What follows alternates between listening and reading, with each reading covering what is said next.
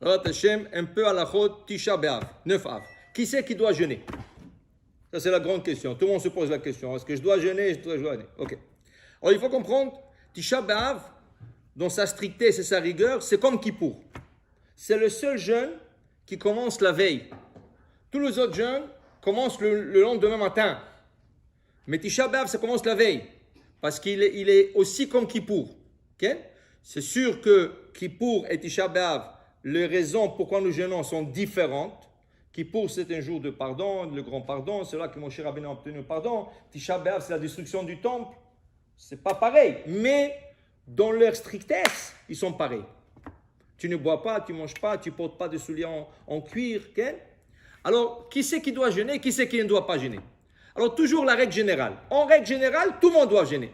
Ça, c'est la règle générale. La règle générale, tout le monde doit jeûner. Maintenant, il y a des exceptions. Quand on dit tout le monde, c'est qui tout le monde? À partir de 13 ans pour un garçon et 12 ans pour une fille. Okay? Et jusqu'à 120 ans.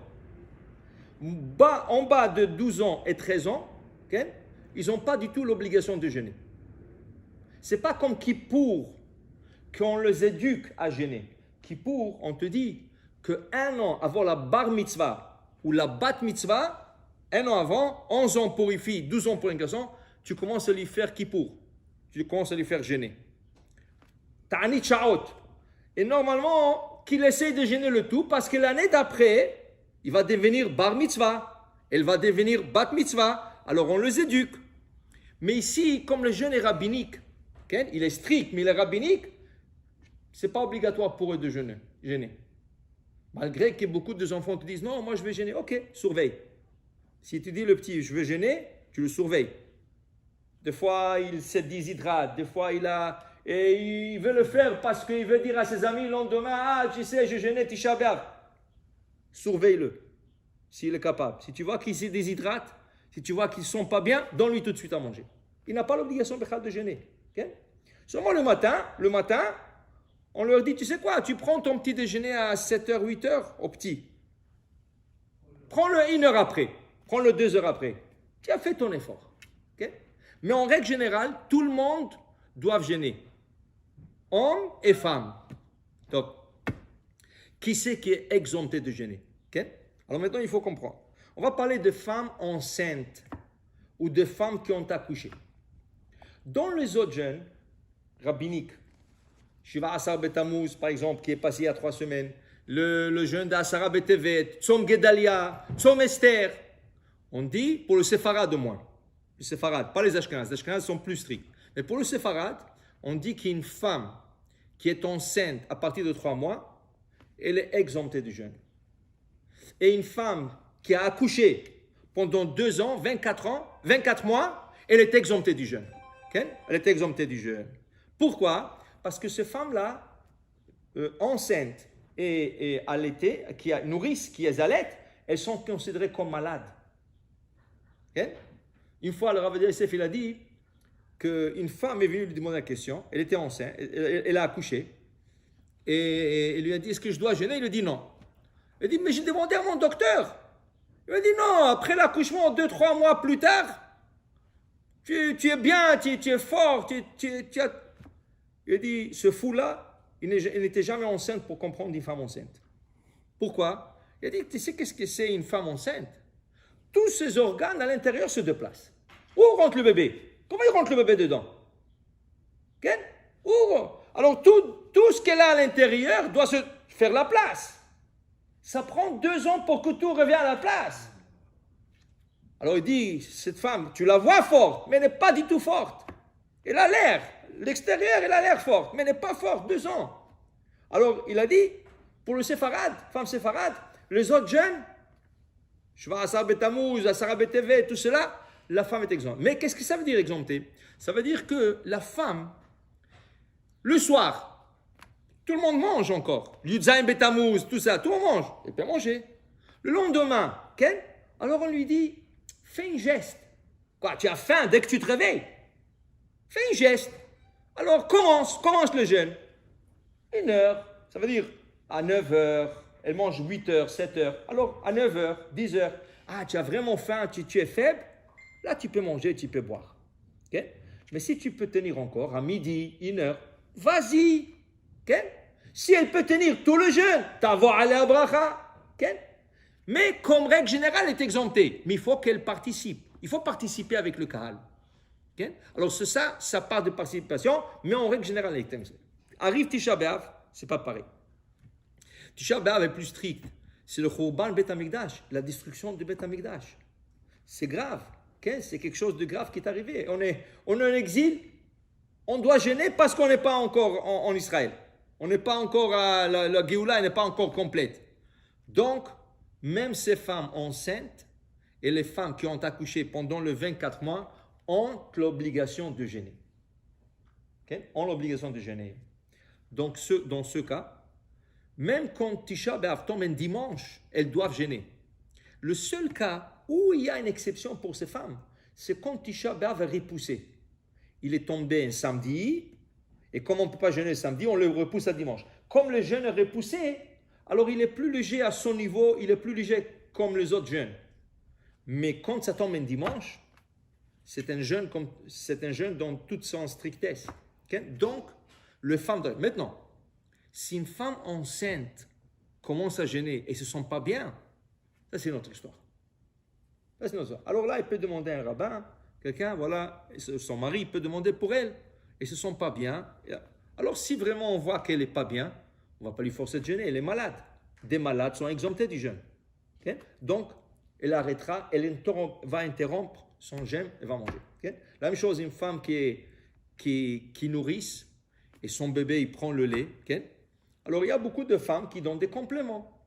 Ça veut dire qu'ils donnent une bouteille. Alors, donne-lui la bouteille. Mais si c'est une femme qui allaite seulement, c'est sûr qu'elle va être faible. Alors, on lui suggère de pomper le lait avant le jeûne. Comme ça, si le petit a faim, elle lui donne des bouteilles de son lait à elle. Mais elle le pompe. Okay? Il y a des femmes qui n'arrivent pas à pomper le lait. Il y a des femmes qui ont la difficulté. Ou, je ne sais pas, elle ne s'est pas préparée. Top. Elle va commencer le jeûne. Si vraiment elle arrive à un point qu'elle ne peut plus, okay, là, ça va. Chez la trave, elle va demander à un rabbin, et le rabbin va lui dire, oui, tu peux interrompre, non, tu dois continuer. Un de deux choses, mais toujours demander cas par cas. C'était cas par cas. Il n'y a pas de règle générale. Parce qu'en règle générale, elle doit gêner. Okay? Les gens qui prennent des médicaments. Okay? Alors, il y a des médicaments que tu peux prendre sans eau. Par exemple, il y a beaucoup de femmes qui prennent une pilule par jour. Ils appellent ça des antiseptiques. Ça veut dire que la femme, elle ne veut pas tomber enceinte. Contraceptif. Contraceptif. Ça veut dire que la femme, elle ne veut pas tomber enceinte. Alors la pilule est toute petite. Toute petite. Tu peux l'avaler sans eau. Okay? Maintenant, le problème, si elle rate un jour, elle saigne. Parce que c'est un cycle. Il faut qu'elle le prenne chaque jour. Et même ils leur disent, le docteur, pour le bon résultat, il faut que ça soit toujours à la même heure. Okay? Alors, ces femmes-là peuvent continuer à prendre cette pilule, mais comme elle est petite, la pilule, sans eau. Il y a des femmes qui disent, non, je ne peux pas. Je ne peux pas. Non. Alors, moins qu'une once. Moins qu'une once. Ça veut dire, le petit verre d'une once, 30 millilitres, moins que ça, rien que pour faire passer la pilule. Ça, c'est pour ces femmes. Il y a des gens aussi qui prennent des autres pilules pour le diabète, pour tout ça. Alors, ils continuent. Okay? Ils continuent. La règle générale est, a priori, sans eau. Et tu prends le médicament. A posteriori, okay? Un peu d'eau. A fortiori, ça veut dire qu'il n'y a pas le choix. Il n'y a pas le choix. Si la personne est malade, tu ne vas pas le tuer pour le faire jeûner. Si la personne est obligée de prendre des médicaments. Par exemple, les gens qui sont diabétiques. Même Kippour, ils ne gênent pas. Les gens qui sont diabétiques, même Kippour, ils ne peuvent pas gêner. Le gars, il peut mourir. Que tu vas lui faire gêner. Okay? Alors, Kippour, on leur donne à manger en quantité restreinte. Ça veut dire que si le gars est obligé de manger, on lui donne un sandwich, moins que 30 grammes. Un morceau de sandwich. Là, s'il a besoin encore, on ne laisse pas ça en 9 minutes, 9-10 minutes, on lui donne un autre morceau de sandwich. Okay? Ça, c'est Kippour. Tisha B'Av, si c'est un diabétique, un gars qui est diabétique, qui est obligé de manger, il n'a pas à faire les interruptions, il peut manger. Okay? Mais Pas de choses qui lui donnent plaisir. C'est de luxe. Ça veut dire, par exemple, il prend le cream cheese, il met de la, je sais pas, de la marmelade, tout ça. Non, prendre quelque chose, rien que pour tout ce... Si tu arrives à prendre rien que de l'eau et du pain, t'avoir les chabracha. Si tu as besoin un peu plus quelque chose sucré pour la diabète, ok, ça va. Okay? Mais pas de luxe, pas de chocolat, pas de bonbons. Des choses strictement nécessaires. Ok? Ça, c'est pour des gens qui prennent des médicaments ou de gens qui ne peuvent pas jeûner. Dans ce cas, qu'est-ce qu'on dit? Top. S'ils ne peuvent pas jeûner, ils ne peuvent pas jeûner. Okay? Une personne qui a commencé à jeûner, okay? Une personne normale, et là, il est pas bien. Il n'est pas bien. Chez l'atrave, qu'il demande à un rabbin, est-ce que je dois continuer? Est-ce que je peux m'arrêter? Maintenant, le problème est, les gens, tout de suite, qu'ils ont un peu mal de tête, ils veulent arrêter le jeûne. Non, rentre dans le lit, va dormir un peu, prends une petite sieste. Même la femme enceinte et la femme qui allait, alors qu'elle prend un babysitter, qui garde les enfants, et elle rentre au lit, et elle dort un peu, elle reprend ses forces, ou elle reste au lit, qu'elle pourrait prendre ses forces. Il y a quelqu'un qui s'occupe des enfants. On dit, sauf ma'aseh, b'machshava techila. Toujours, il faut penser aux situations qui peuvent arriver. Et comme ces femmes ou ces personnes savent que voilà qu'est-ce qui peut arriver, qu'ils prennent leurs précautions avant. Okay? Mais pour dire que le jeûne de Tisha B'Av, c'est un jeûne très important. Okay? Et tout on va jeûner. Maintenant, celui qui par erreur, il a mangé, comment? Il a oublié. Il y a des gens, ils sont tellement habitués de prendre leur café le matin, le gars il se réveille le matin, il a complètement oublié de Tisha B'Av, il va, il se prépare un café, il le boit. Après qu'il a bu le café, il dit oui, c'est Tisha B'Av. Okay? Alors, qu'est-ce qu'il fait? Il continue. Tu continues le jeûne jusqu'à la fin. Ce n'est pas parce que tu as pris le café que tu l'as interrompu. Tu continues le jeûne. C'est la même chose que si tu as mangé. Si tu as fait une bracha, tu voulais prendre un biscuit le matin. Tu as oublié que c'était Shabbat. Et tu as pris un biscuit. Ouais, c'était Shabbat. Eh, goûte. Parce que la bracha peut être en vain. Goûte un petit morceau, rien que pour la bracha que tu as fait. Et après, tu t'arrêtes. Et tu continues le jeûne jusqu'à la fin. Okay? Alors, si on résume tout ça, tout le monde a besoin de jeûner. Tout le monde au-delà de bar mitzvah et bat mitzvah. Les exceptions, c'est des cas par cas. C'est toujours mieux de demander, toujours, tu demandes à ton Asel et Harav, tu demandes à ton Rav, qu'est-ce que je dois faire? Est-ce que je dois interrompre? Est-ce que je dois continuer? Okay? Et là, si tu as fait chez la Rav et il t'a dit, tu peux manger, tu manges. Si il dit non, tu peux jeûner encore, tu continues à jeûner. Mais, Béat Hashem, si ma chère viendra, okay, on n'aura pas à jeûner. Imaginez-vous que les gens de Jérusalem, pendant 3 ans, ils ont jeûné. Pas une journée. 3 ans. Ils n'avaient pas quoi manger. Alors, quand vous lisez le Kinot, les lamentations de Tisha B'Av, lisez là-bas, la Torah dit Araka Becha Va'anuga, la femme la plus délicate en Israël. Il y avait une femme, le Talmud parle de cette femme, elle était tellement délicate, quand elle sortait dans la rue, elle ne pouvait pas mettre ses pieds par terre. Elle était tellement délicate. Ça veut dire même avec les souliers, elle ne mettait pas. Alors quand elle sortait, elle était tellement riche, cette femme, elle était veuve, elle était riche, on lui mettait des tapis. Alors il roulait un tapis devant elle, un long tapis, elle marchait sur le tapis, et après ses serviteurs, ils ont pris le tapis, ils l'ont roulé, ils l'ont mis encore, elle marchait que sur le tapis. Parce qu'à l'époque du Talmud, il n'y avait pas de route. Mais elle était tellement délicate, elle ne pouvait pas mettre le pied par terre. La Torah le dit. Araka becha va'anuga sherlo itziga kaf ragla. Elle ne pouvait pas mettre le pied. Qu'est-ce qui est arrivé avec cette femme? Vous savez qu'est-ce que le Talmud nous raconte? Cette femme-là, les gens crevaient de faim. Il y avait un tzaddik à Jérusalem, Rabbi Tzadok. Et Rabbi Tzadok a jeûné 40 ans pour Jérusalem, que Jérusalem ne soit pas détruite.